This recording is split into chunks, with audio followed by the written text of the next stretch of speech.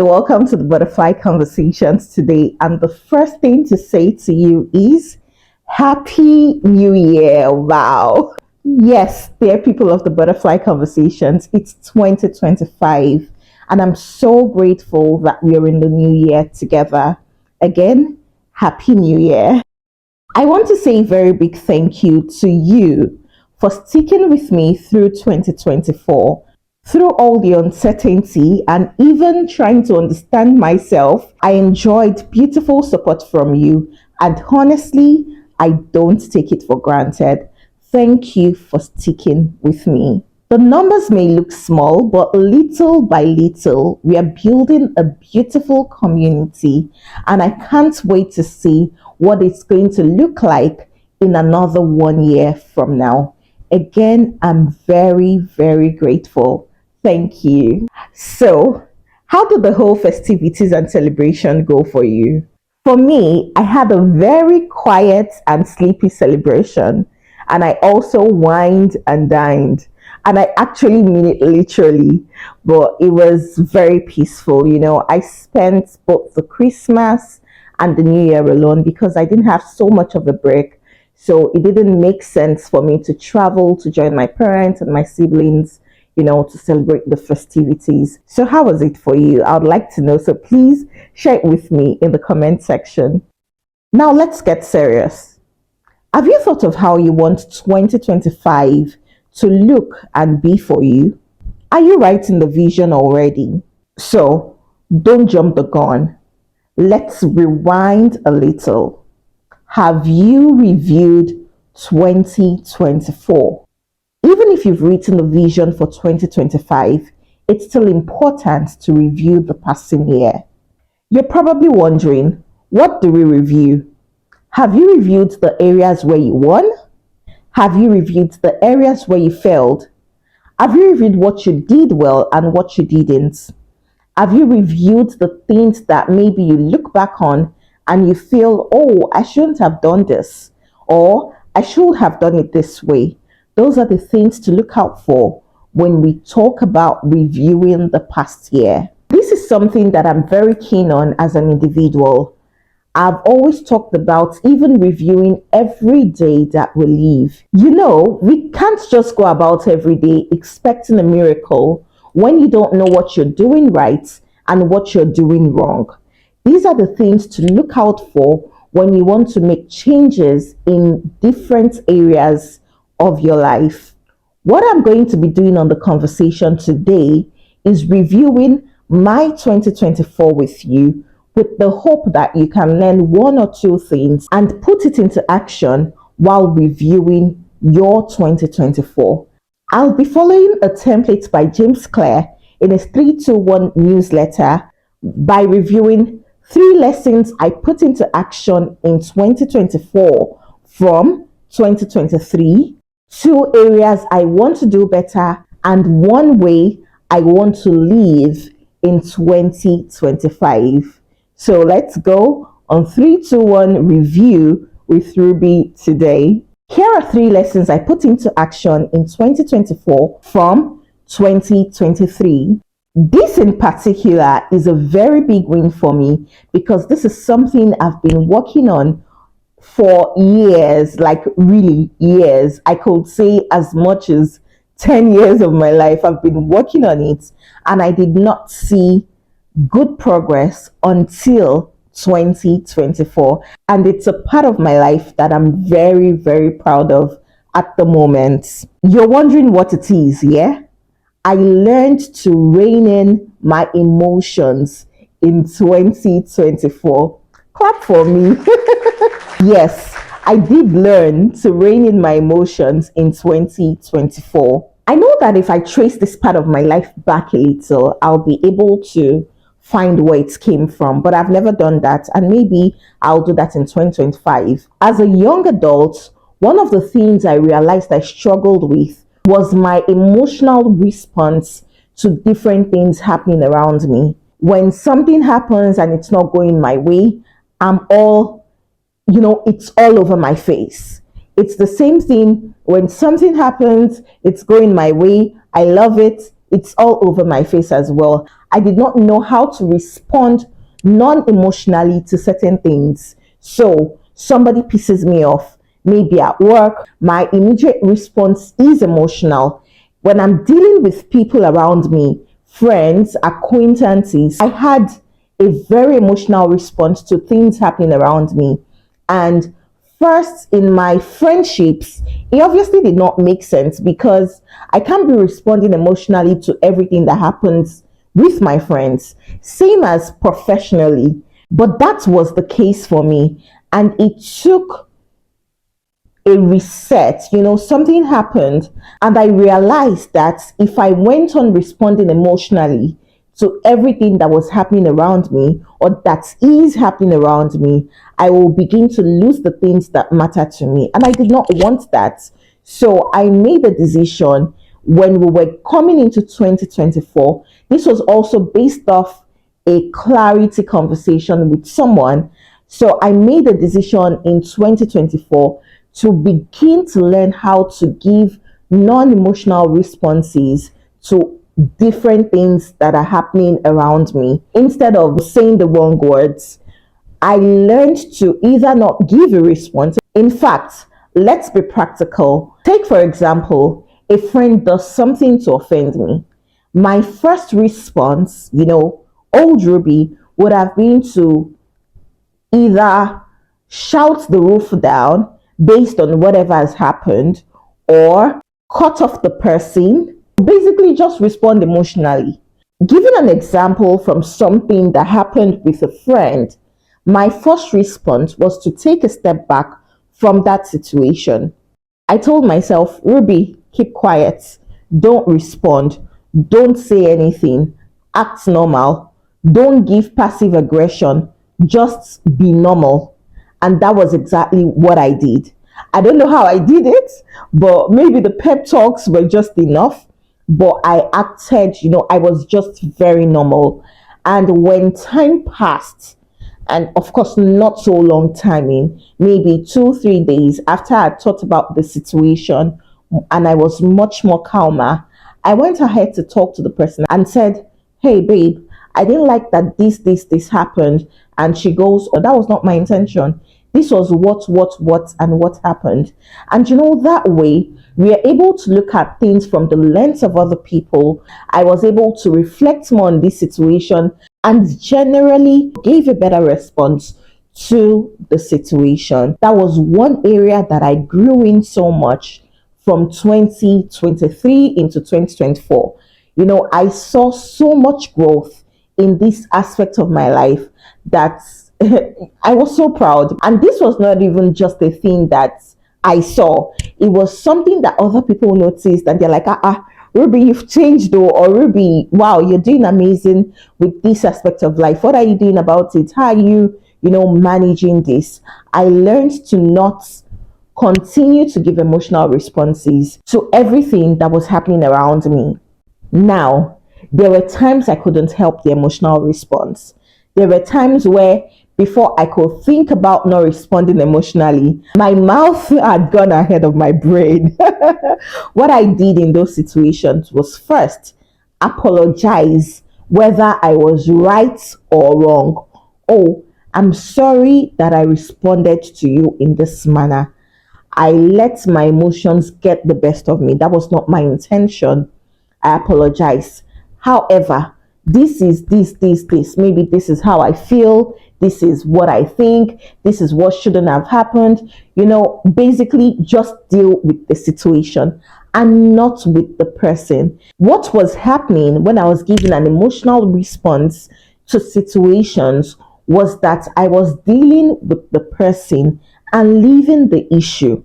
And when you begin to deal with the person and not the issue, you're leaving room for defense. So when the other person comes in, the person is coming with a defensive attitude, and that way, no issue can be solved. To be honest, this brought about so much growth in my life, and it's something that I want to consolidate on even in 2025. I'll bring you feedback by 2026, God willing. Overall, I managed my emotions 100, okay, 90% out of 100 in 2024, and I'm proud of myself.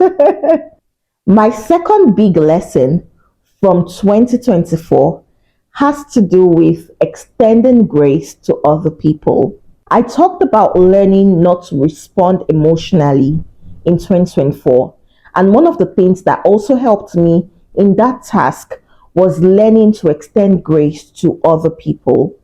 A lot of times we get to look at things from our perspective only. We don't care about what the other person's perspective is. We don't care about what the other person feels. We just think my opinion is right, I'm right, and that's it. No extension of grace to the other person or people involved in whatever situation it is. And that is wrong. And that was one of my biggest lessons from 2024, extending grace to other people. I learned to say things like, maybe she did not mean it that way. Maybe she was tired. Maybe she was hungry. Maybe she's in a bad mood. Who knows? She lost someone. Making excuses for other people. It's that simple. This is because I keep understanding daily that the next person to me is as imperfect as I am. Like, I came to an understanding and had a conversation with myself. I told myself, Ruby, you are 0.00% perfect. There is no perfection in you and in everything you do. And that's the same thing with the next person. There is no perfection anywhere. Because of this, I started to deal with people the way I will want them to deal with me, making excuses for me, extending grace to me, asking questions in their head on my behalf, trying to put themselves in my situation to maybe understand why I did what I did, and possibly coming to meet me to say, oh, Ruby, this happened and I did not like it. Why did you do it this way? Why didn't you do it that way? Having those important conversations in your head for other people. Now, this is not promising that because you did it for other people, it's going to be extended back to you. That's not why we are doing it, because trust me, half the time people will not extend the same grace to you. But it is best for you to, start the process by extending grace to other people. And maybe that way, somebody will learn a lesson or two from you and begin to extend grace even to the next person.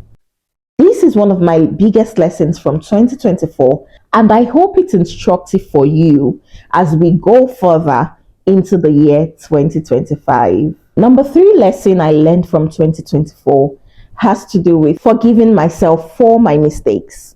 A lot of times, we find ourselves in situations that we did not intend to find ourselves in. We find ourselves maybe doing something that we shouldn't have done, or not having done something that we should have done. And most times, what happens is we sit with ourselves and beat ourselves up for these little errors here and there. Sometimes they're not little, but that's okay. What's not okay is continuing to beat yourself up and making yourself feel so little that you cannot even extend the tiniest forgiveness to yourself. There is no long story on this. It's important to forgive yourself when these little errors or the little undoings come to play. It's important to look at yourself in the mirror and tell yourself, girl, yes, you should have done better, but you didn't, and that's okay. You're human. That's what makes you human. Next time, you'll do better. Simply forgive yourself and move on. In 2025, embrace the errors when they come and forgive yourself, because no other person is deserving of your forgiveness more than you. So, as people offend you and you continue to forgive them, so should you continue to forgive yourself when you offend yourself.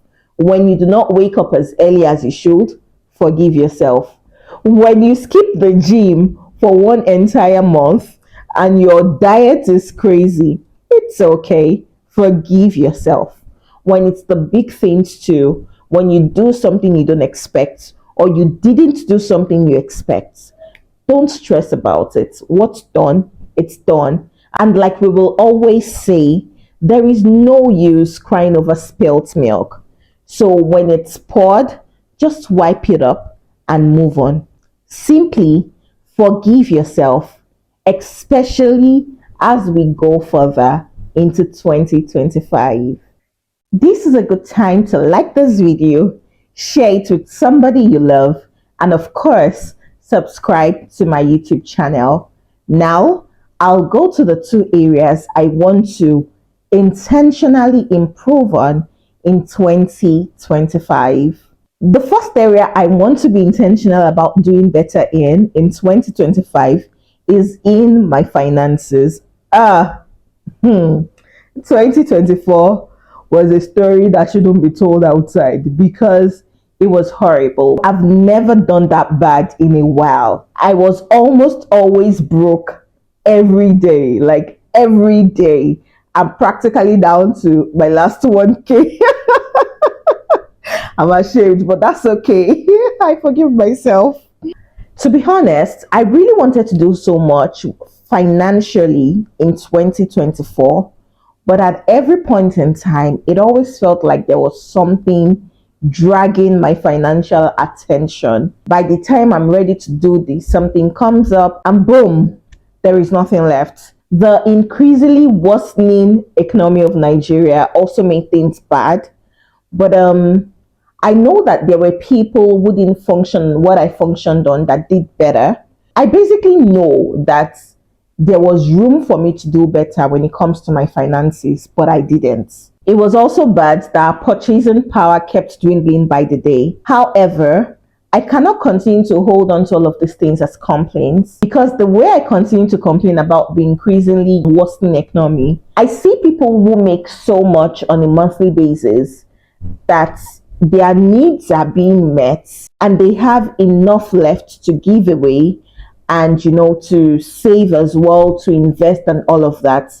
And that's where I should aspire to get to: have enough to meet my needs, have enough to give away, and have enough to save and invest and do every other thing that matters. Of course, have enough to travel as well. While I may not have made the best financial decisions in 2024, I actually survived the year, and I'm very sure that I'm going to survive 2025 as well. But I want to do much more than just survive. I want to get into making the little I have work for me, which is why I'm deciding that 2025 has to be better in my finances. I cannot continue to sit down and hold on to straws and keep wishing for things to be better. The first step I've taken is to register for a finance class with Financial Jennifer. While that is not exactly what I need, I know that the community those kinds of places give will, help me become better in saving and investing as well. Having so many people together, running towards one goal, I just feel like it'll make me better. And I'm going on this journey with my friend. I've invited my friend along to, join me on this journey so that I'm not alone. So I hope that I'll have a better story to tell about my finances in 2025. I sincerely hope that I'll be able to take as many trips as I would love to take. And more importantly, I hope that I'll be investing alongside so that there is something left for the future and there is, of course, enough left to ball even the present. So, 2025, my year of better finances. But yes, I really do need to do better with my finances in 2025. The second area I want to do better in 2025 is spiritual. Now, this requires a level of vulnerability that I won't be able to enter in today. In 2024, it felt like I was wearing boxing gloves with God every month of the year. Of course, God was not fighting with me. I was all fighting with God. I don't think I've ever had it that bad in a long time. I'll go days without praying because I feel like, does God even want to hear me? Does God want to listen to me? Even when I knew the truth, I know the truth. I know that God wants to hear me. I know that God wants to listen to me, but I still struggled spiritually.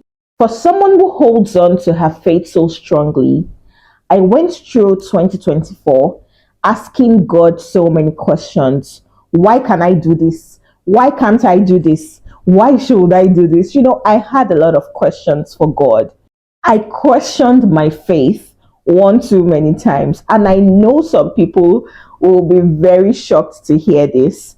This is why, if you remember, when I put out a poll asking what people wanted to see on the vlog, and so many people talked about, in fact, everybody, I'm not exaggerating, there was not one response I received that did not talk about how they wanted me to share how I'm such a God girl. And I was there like, okay. And this just shows me how you can sit on the outside and look at people's lives and ascribe so much perfection to them. And that's something that we should stop doing in 2025. You don't know what people are dealing with.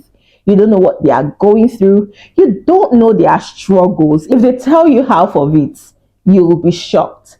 If it was possible, I would have removed myself from whatever covering I was under. I stopped to live loudly because I no longer believed a lot of the things I believed in. I sat down and questioned my values. Why are you holding on to this so strongly? Like I said earlier, if I want to be very explicit about this, it will require a level of vulnerability, and I've not gotten there yet. I've come to the realization that no matter what I want to do, no matter the situation of life I'm in, I will rather do life with God than do life without God. And I think it's a point in life that everybody needs to get to where it's nobody telling you what you need to know. It's you telling yourself that, girl, kò síbi tó fẹ́ sá sí ẹgbẹ̀rún Samuel ò lè sá mọ́ Ọlọ́run lọ́wọ́. I had so many situations where I had to tell myself that. And this has brought me to the conclusion that 2025 must be a better spiritual year for me. I must put in the work. If I want to question all the million values I believe in, that's okay. But I don't want to run from God. I don't want to hide from God because where am I running to? What am I hiding from? Isn't all God? I'd rather go to God with all my frailties, with all my misdoings, and say, God, I'm here, imperfect as I am. I don't know, just fix me. While I'm also working to help other people grow. I hope that my spiritual life gets better in 2025 and I'll put in the work. The people that hold me accountable, they already know, they are already dragging me by my hair, and that's okay. Let me end that spiritual story here. I'll do better. It's a good time to like this video, share it, and subscribe to my YouTube channel. Now, one way I want to live in 2025. I'm not reading from anywhere. I did not write anything down. I just have it in my head. Like, I know that 2025 is the year where I will live fully, as in, I will live completely. I do not want to look back in 2026 and wish I had done even the basic things. I want to look back on 2025 by the time we get into 2026 and say, girl, you lived. I want to take every opportunity that comes my way that I think I need and make good use of them. I don't want to look back on 2025 and wish I did things in a better way. Living for me means I want to be better, at least with the work I do right now. With my vlog, I want to live. I want to explore everything that I've always wanted to do on my vlog. I want to listen to stories of people and share them.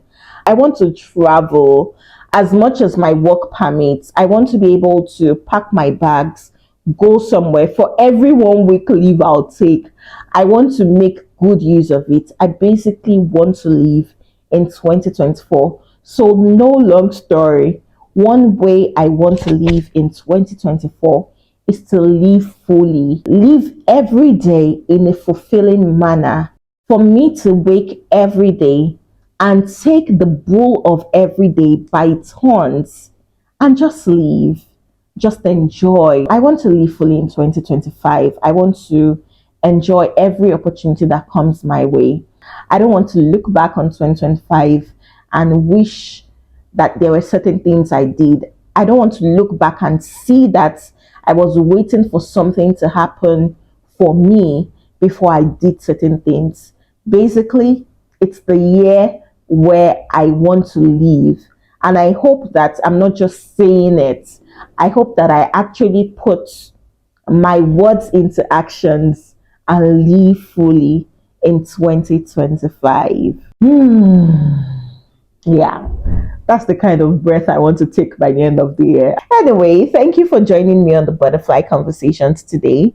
I'd like to read from you on things you learned in 2024 and things you're going to be putting into action in 2025. I would like for us to hold each other accountable on all of these things we are setting for ourselves in 2025. They are not New Year resolutions, they are just areas where we've reflected on and seen that we should do better. And it's okay if we hold each other accountable. I hope this was instructive for you. I hope that you've learned one or two things to put into action. I hope that you're going to, after this, reflect on the past year and make adjustments, make changes where you're meant to make such adjustments. More importantly, I hope that by the end of this month, down into December 2025, we will be able to look back and say, yes, I did it. I wish you the very best of 2025, and I pray that everything aligns for your good in Jesus' name. Have a blissful, blissful year.